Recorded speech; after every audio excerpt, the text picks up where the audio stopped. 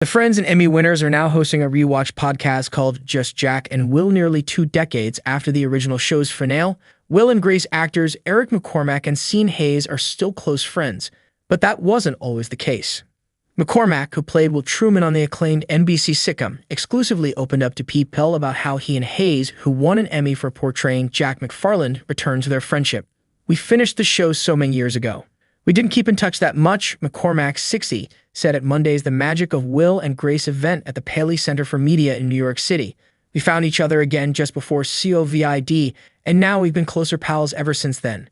Hayes, 52, announced in an Instagram post last week that he and McCormack were starting a podcast together called Just Jack and Will. It's a Will and Grace rewatch podcast for Smartless Media. He wrote of the series, which is slated to premiere later this month. McCormack told People the podcast was cooked up at a lunch that we were having. "We started to talk about what would we do if we get a podcast," he recalled.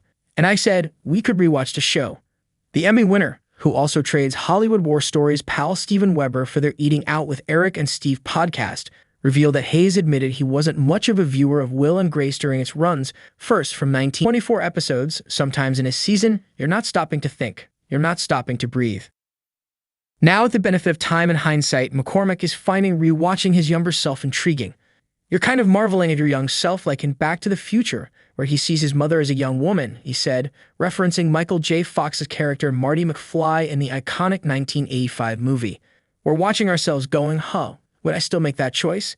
Did I become funnier? Did I become better?"